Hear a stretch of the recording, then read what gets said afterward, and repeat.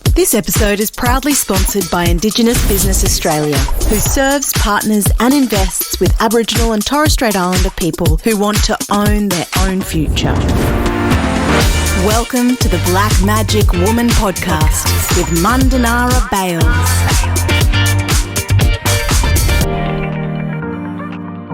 I'd like to begin this podcast by acknowledging the traditional owners of where this podcast is being recorded. The Kabi Kabi peoples are the traditional owners here on the Sunshine Coast. I'd also like to extend my respects to their elders past and present and acknowledge that this always was and always will be Aboriginal land. We have never ceded our sovereignty as First Nations peoples living in this country, now known as Australia. And for those that are new to the Black Magic Woman podcast, it's nice to have your company. And for those that are now streaming us on YouTube, you can also obviously download us on wherever you get your podcast from. This is a conversational style, uplifting, kind of, I don't know, who are you, not what you do kind of thing. And as you know, if you've been listening for quite some time, it's an opportunity to connect with people on a more human level. In Aboriginal culture, human relationships come first. So who you are is much more important than what you do. In terms of our episode today, this is the last episode of the first series of the IBA Partnership Series. We are launching a second series that will focus on strong women and strong business. So, stay tuned. You will be able to hear and probably read some of the promo that will come up in our show notes. For today, I want to introduce our guest, Rodney Rankins. Thank you so much for taking part in this partnership series with IBA. If you don't mind, can you introduce yourself, tell our listeners and viewers now, a little bit about yourself, who your mob is and where you grew up? Yeah, hello everyone. My name's Rodney Rankins. I'm from the Gnaala Karla Booja clan, which is the Noongar people from Perth, Western Australia.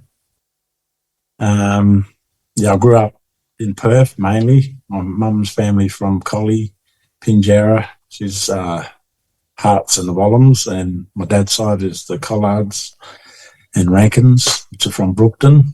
And big family of what in terms of the Collards? I've heard of the Collards, and I might give a shout out to Brother Joe Collard. I've been following him on LinkedIn. So that's probably your mob, your cousin, your brother. Yeah, his little family there. Yep. Joe. That Collards is a big family. Didn't really know much about them, but I was born mainly the Rankins. I grew up with my grandmother in Gosnells and then back and forth to my mum in Bentley. So my mum and dad was divorced and ended up in around all the Bronx there with all the young kids and being silly and running amok and, just doing as you do. I don't blame the environment. I blame my choice, why I just chose the wrong path, I guess, because my little brother, he was a radio journalist for 15 years, and now he's a psychologist as well. He actually lives in Sydney with my mother over there, and so it's not where you come from, it's what you choose, what you want to be. Yep. So I chose to be around the rat bags and all that, and ended up with... I'm sure we've all been there. I'll tell you now, I had a good 10 years of going off in my own little direction, in my own little world. Yeah, and then ended up with hard on the drugs and alcohol, and it was long time till I changed. I changed after 25 years. Yep. I spent that in and out all my life. Once I got into that cycle, I didn't know how to get out of it, and until it actually broke me as a person. So I'm not ashamed to say that. There's nothing good in there. I was just going to say it's a story, that's all too familiar with our mob. In terms of the you know, the surroundings, the environment, it's not that they're negative influences, but at the time they're the people that you're, you know, surrounding yourself with. And a lot of them, like you said, they're like your brothers or your sisters. It's like family, your mob. Yeah. And you end up hanging out. At the time, it might sound like a good time. And then later on we pay the price. Yeah, the worst part was when I was in there, I couldn't even go to my own father's funeral, and that sort of like broke me, and that was the last straw. And then getting out and had like good support system. My wife, I got married, got 3 kids, and yeah, she just good support system. Her family always supports me. Excuse me. My mum's so proud of me, the person I've become, and my little brother, and the bigger, wider people in the community. The people in jail, they want to get out and say, if Rodney can do it, I can do it, you know, because they all thought I couldn't change and be the person I am today. And how old are your children? Oh, I've got a 30-year-old, a 27-year-old, and a 24-year-old. And like, just watching their kids looking at me, you know, just saying, I love you, Pop, and I miss you with all my heart, and I love you till my heart hurts or whatever. Yep. And it makes them want to put them through like good schooling, get them everything they need for schooling, and help the daughters, whatever they need, you know, for the kids. Of course. And it's just love, especially when they say, I said, what do you want to do when you're going to get up, Pop? And he goes, I want to work on the mines, like you. Man, buy one of these cars. And then he goes, how long would it take me to save up for a car? Like he's thinking about working and all that. Already at that young age. Yeah, so I just want to be a good role model for him and his little sisters. And they were girls as well, and their kids. But yeah, when I got out of there, I started my own business as well. I had a recruitment company. Look out. Yeah, I've tried that. Yep. And you know the struggles, of especially being a black fella and trying to get a job, right? So you started a recruitment. And what motivated you in terms of you could have started any business, but you went into recruitment? Because I wanted to get Aboriginal fellows more work in that. Yeah. But it was really, really hard to get tenders and all that with the mines. I just found it really difficult. So I closed that down after like 18 months. Yep, gave it a good crack. Yes, there's something else I'm going to try, and I'm going to try it a different way. So I've learnt from that. Yep. I was more spending money than making money, so I thought this is not good. And I learnt from, you know, stuff, what I've done then and what I do now. And if I was going to start a new business, and it would be a different business altogether. You can still help mob out when they ring up and looking for opportunities. You can always, you know, connect them to the minds that you're working with or the people that you've met. Yeah. It was like yesterday. I got a phone call of someone I never heard for a while, and they're doing really well and that, and they're spinning out how I'm doing, and they connected with some other person, and they said, oh, yeah, there's one day if you can get them a job, but you still work your business. I said, I haven't got the business, but I'll still put your feelers out there and might know different people and help them out. But when I see some fellas who got work, and like especially one was similar to me, he's buying his own house and doing really well, and that's making me proud. And I had a sister girl, she's doing her own business like for women domestic violence, so she's like holding a refuge place and that. She actually works out of mining camp. I won't say which one because she doesn't know I'm talking about her. But she knows who she is. If you're listening to my sister. If you're listening to my sister, we're proud of you. Yep. I'm proud of you. I just want to help people because I might work on the mines, but my heart's in mentoring and just helping people. So if I can see someone smile, it makes me smile. And I know I had a good day and I can, have a good sleep. Yeah.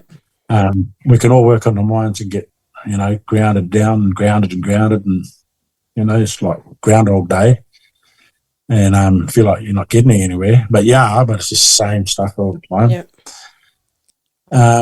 Well, anyways, when I was in there, I actually I worked for FNG, and making like quite a bit of money now, like phenomenal money, what I've come from. Yep. And people nearly fall off the chair when I'm telling them, but I won't say it on TV. Well, we know that industry, people making good money. Yeah, it's just ridiculous money. And when I actually met the person was inside, the boss who owns it, Andrew Forrest. Yep. And he was giving us all a yarn about how to get there and what to do, and it doesn't matter where you're from and that. And I always had that in the back of my head, and I'm thinking, that's where I'm going, that's what I'm doing, And, so he actually came into the prison. Andrew Forrest came into the prison to yarn with your mum. Yeah. Wow. He came into, in Perth, one of the ones in Perth. Well, he's not silly. He knows that there's a ready-made workforce sitting in this prison. Yeah. That's not bad in terms of his thinking. He knows that, if he goes and connects with you, Mob, hopefully that will motivate you when you get out. Hey, you remember this yarn? Reach out to me. Yeah, it did. And then when I'm out on the side as well, I see all these young little Aboriginal fellas from anywhere and everywhere, like Broome, Pilbara, Kimberley's, Carafa, Port Edlin, Tom Price, from Perth, all over the place, from over east. And it's funny because they all very similar. They're, like us Aboriginal fellas, we're shy. Yep. And, you stick to what you know. And I try and bring them out of their shell and eventually some take a bit more longer and some come out straight away. But seeing them shine and bright there, that just makes my day. Yeah. And with their confidence, you can just see it from miles away. Yeah. And I don't know, I think I was just born with confidence. Yep. But I love teaching young fellas and giving them confidence and giving them tools to do what they need to do, Yeah. And helping the females as well, the young ones up there, because they're out of their their comfort zone, and just make them feel comfortable by showing them, how to do things on the machines and stuff like that there. So there's a lot of black fellas, in the industry or at the mine that you're at? I was amazed because I went from one mine site to another. I was amazed how much Indigenous people were at FMG. Yeah. It just blew me out. Like, hey, look here, there's black fellas everywhere. Yeah. Compared to where I come from. Wow. So I was actually talking to, when I had the recruitment company, I was actually listening to one of your other podcasts. Yeah. And it was the Hickses. Yes, I remember the Hicks, yeah. Yeah, it was like that, and I'm thinking, I was going to send some workers to these people, before, Yep. but I was spin out. Civil. Is a Hicks civil? Yeah. Yeah. So it was a good listen to their story. And, because I didn't know that side of it, I was just about getting work, Indigenous fellas up there and working with them. When I see people around the streets here and that, old friends that I used to know, and they're still on the drugs and the alcohol, and I just feel sad for them, And today, I was in the shopping centre, and I get these funny, weird looks at people, like look at me like, because I might walk in there with shorts and a scraggly old shirt and don't care, because I don't care what people think. Just, I know what's going on. Yeah. I like to walk in the shop barefoot, and it doesn't matter, and just go shopping. I could have a lot of cash there, and they're looking at me like I'm going to steal something. Yeah. But instead of reacting, I just put all my shopping on the conveyor belt, and I said, let's say it was Woolworths, I said, I'm going to Coles now. Yeah, and I just left it all on there, and they're looking at me like, but they didn't know. I actually opened my wallet, and there's all this cash, and I said, oh, no, I'm going to Coles now. Yep. See you later. But yeah, so yesterday I was out the front waiting for my wife, and I think I was just having a cigarette. And then people looking at me like I was going to run up to them and grab their handbag, or like they look at me like, what am I doing here? And I'm thinking, man, I live in the suburb. I work and... Well, I heard you bought a house. I heard you bought a house in the suburb. Yeah, so... Little do they know that you're a homeowner now. Nah. Well, tell us, what led you to buying a home? Because I guess, found out about IBA and their support for Aboriginal and Torres Strait Islander people to actually own a home.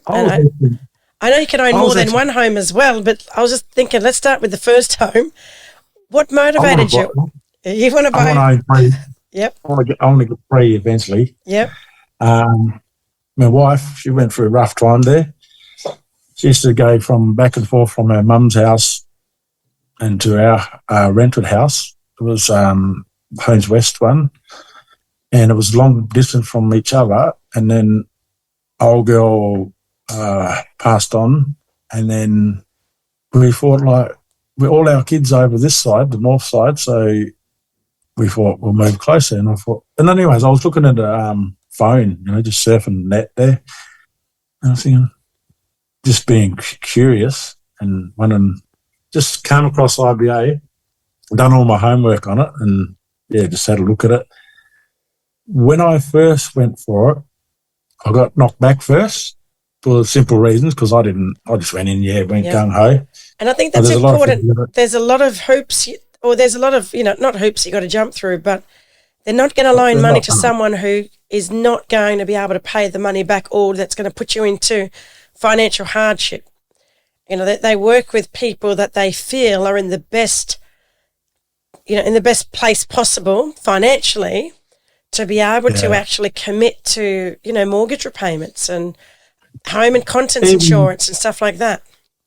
Like, even if you had like some old debts or whatever maybe, you can get it all cleared up. You just, like, say that year or whatever they say, will come back, try next year. Yep. So you're going to smash all them debts and focus on getting rid of them. And never ever let your bank go in the red. Yeah. These are really good tips for any mob that are watching or listening. Really good tips. Never let even if your bank's $1, doesn't matter. Don't let it go. Don't let it go in the red. Yeah, because then they'll say try another 3 months, another 6 months. But I learnt my lesson, and anyways, I kept that bank right above and had 3 different accounts, so they can see it. And anyways, one day I put in for it, and then I had to go to all these meetings and stuff in town. Yep, because there's a lot that you need to know. There's a lot that you need to get your head around before you start signing these big contracts, right? Yeah, but the people in the office, they're like amazing, man. Like, I didn't know nothing about houses. All I still don't know. Yeah, I know a little bit. You're a homeowner now. But when the house was getting built, they was like had the surveyors here. Like, say you had tradies here. Yep. They were making sure they're doing the proper job, the right job, the correct job, the way it's meant to be, standards and all that. Yep. And they actually looked after. I thought they was looking after my interests. Yep. And that was IBM doing that. So you can have all the tradies you want in the companies, subbies and that, but they actually make sure they do it properly, because anyone can slap a brick together, but they actually make sure it's set to standards. Yep. And they help you every step of the way. Even like now they do. If I ring them up and ask them for help and what I don't know, and they're like pretty good, and they explain like really in depth what you're getting into, what you're going about. How long ago was it when you got your home loan? About 3 years now. Yep. I'd never ever thought I'd see the day that I'll get a loan for a house, and never thought I'd see the day to own a house. Brother, I reckon a lot of mob that are listening right now are probably thinking the same thing. They're stuck in a rut. Yep, stuck in a rut. They got debt. or they're earning enough but they're not saving that money to be able to demonstrate that they can actually pay off a mortgage. So it is possible. Yeah. And, I love where this yarn is going, where people, like me as well, I never thought I would ever own a home either. And, COVID happened and lockdown happened. I started saving money. Isn't it an amazing feeling, though? That's the best feeling. And also for our children, because you said you got the 3 daughters and you got your grandchildren now, for them to actually see us as homeowners, that it's possible, that they can also, hopefully get a job and save up and they can buy their first home. Because, let's be real, the private rental market, it's next to impossible for an Aboriginal person to rent a house, especially in Queensland. Racism. Yeah, you're better off buying it, but the racism is rife. We're still judged and treated, like back in the 1920s or 50s, we're still treated like second-class citizens, like we're not trusted. Or we might not be able to keep someone's house clean, or we're not going to be able to pay our rent or keep up with the rent. For me, I feel every time I walk into a real estate, I was being judged. And you knew from the feeling that you got no chance of getting the house, so why even put in for the house? So this is an opportunity in terms of the IBA Home Ownership Program. This is an opportunity for our mob, right, to get into the market, but also for them to not have to experience, the constant kind of let down. Oh, you're not successful all the time. And you kind of, after a year or 2 years of trying, you start to, you got nothing else left to think. But obviously the fact that we're black fellas, right? Yeah. Like all the people listening, if I can own a house, you just can all own a house. Doesn't matter where you come from, what you did. Yeah. I've been through hell and back, and not as hard as what you think, and just got to grab it with both hands. And, at the start it's a little bit hard, but it only gets easier. Like my mortgage, I could smash it over 4 times over, and that's like a monthly mortgage. But so you're nearly ready for your next house. What's the plans for the future for you?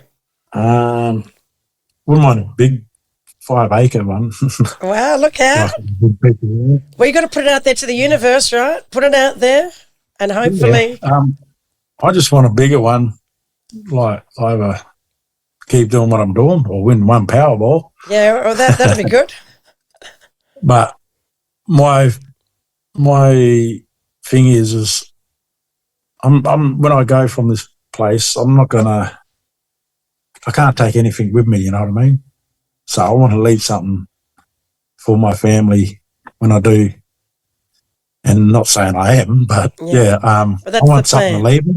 I want to be proud, and I want to get another one, Got 3 daughters, so you might as well get 3 houses. Yeah, of course. That'd be the dream. Even for non-Indigenous people, you might come from where we come from, and you can do it as well. I was just going to ask you, brother, like for, mob that are listening, if there's any advice that you could give them, right, in terms of if they want to achieve home ownership, but they're not too sure where to start, what would your advice be to them? I would just say drive the car or get on the train, go into the head office in Perth. I'm in Perth, so you can go to IBA. Or find them, Google them. There's a 1-800 number, a 1300 number that they could ring. Yeah, just Google IBA.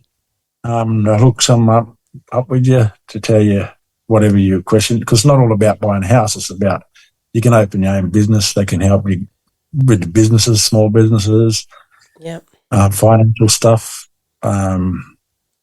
brokers, financial brokers.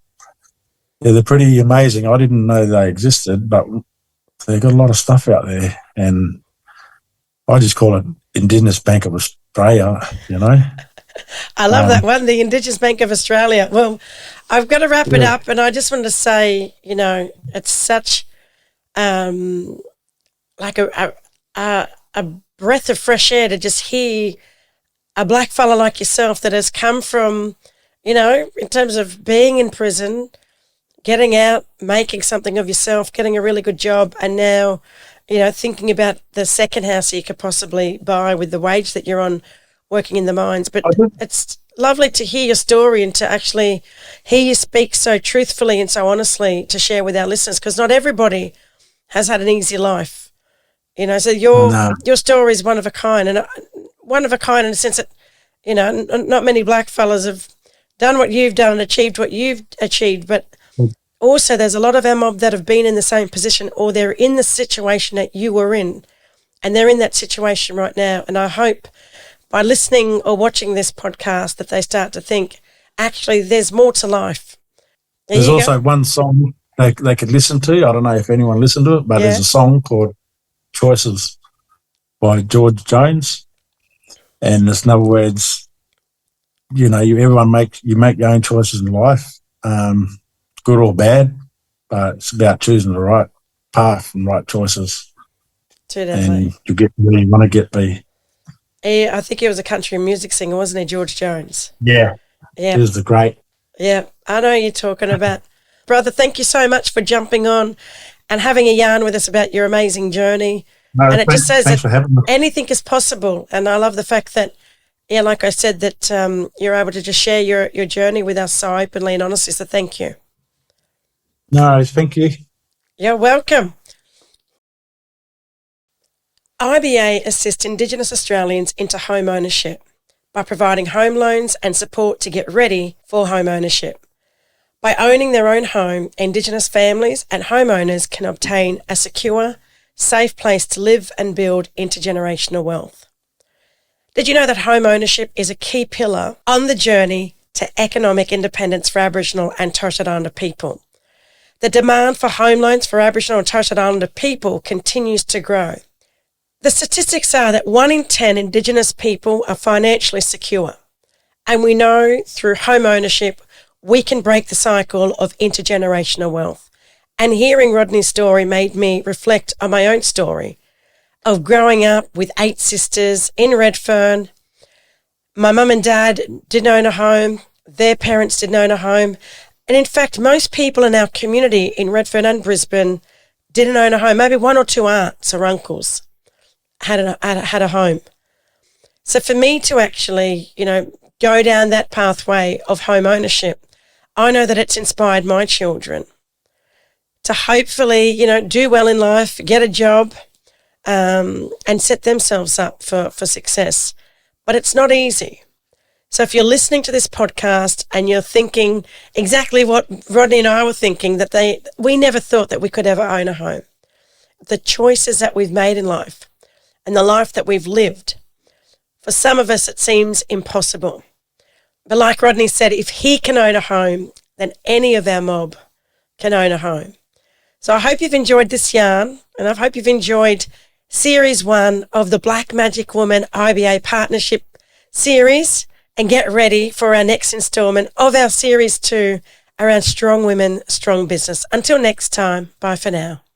If you'd like to know more about IBA and how they can help you to own your own home, start or grow a business, or invest in your future, visit iba.gov.au or free call 1800 107 107. Don't forget to follow Black Magic Woman podcast on all social media platforms. To keep up to date with the latest episodes and news, head to blackmagicwoman.com.au. You can rate and review the podcast on iTunes, and please feel free to share the podcast with your family and friends.